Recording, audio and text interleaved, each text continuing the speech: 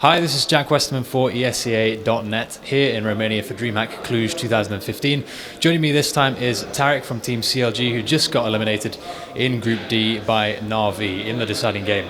Tarik, first off the bat, what are your initial reactions to that game? I don't think we put up as good of a fight as I hoped. I thought we would play much better on train. Biggest issue with train was that we lost both pistols, and that's just huge. It's a huge momentum swing.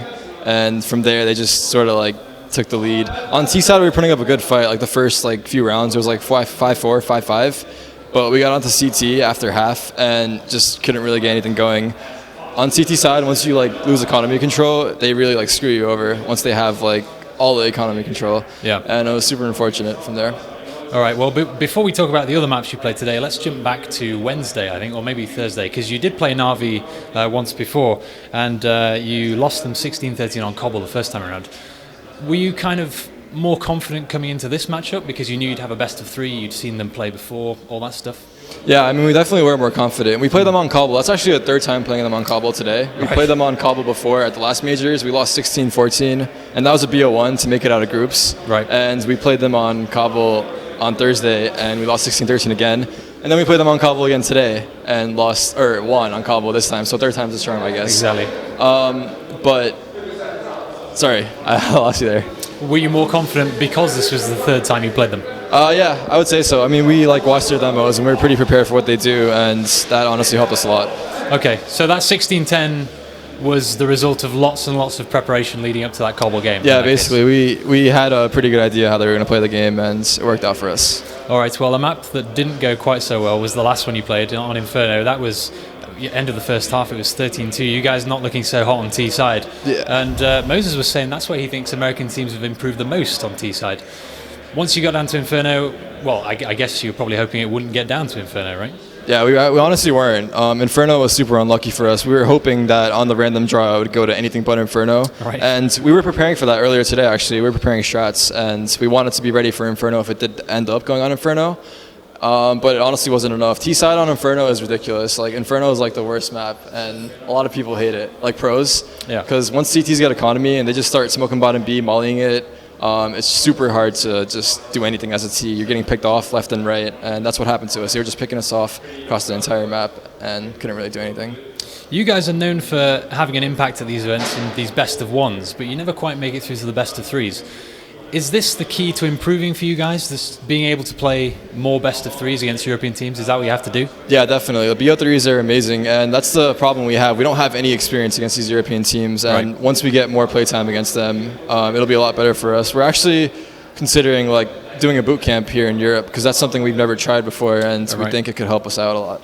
Okay, another thing I want to ask you about is kind of the late start of this game, because I think it's midnight now, midnight here in Cluj. Presumably, when you have all day to think about your opponent, there's a danger that you overthink the match. Is that something you guys ever do? I don't think we overthink the match, but it's kind of annoying to just sit around all day. I've been laying in my hotel bed till 4 p.m. I mean, we've been watching demos, but it's a lot of sitting around and waiting, especially if you're in Group D because you're playing last. Exactly, yeah. So it is frustrating to have to wait. We had to do that on day 1 and day 2 because we play last. Yeah. And it is annoying, but I mean, that's what you have to do. We have BO3 deciders, so I'm happy about that. Could you have come here and used the practice PCs? Because there are some still upstairs, right? Yeah, we were using the practice PCs. That's how we were going Inferno. We were going over Inferno on the practice PCs, actually. And yeah, that was pretty helpful. All right, I've just got a couple more questions before I let you go, because it is midnight or so.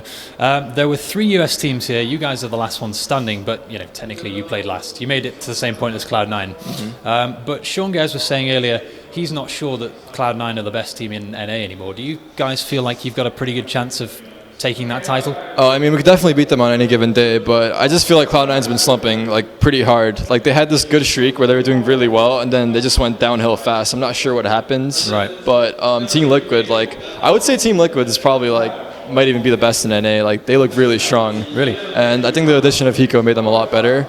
As far as Cloud9, I don't know. I mean, like I said, it's a slump, and they have to play through it.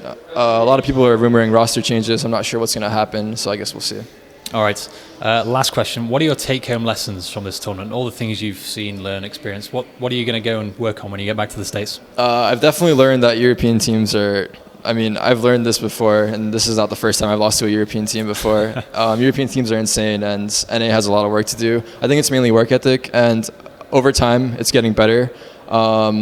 But it's just going to come down to us watching our demos over and learning what the mistakes were. And once we go from there, I think it'll help us out a lot. All right. Well, in that case, keep up the good work.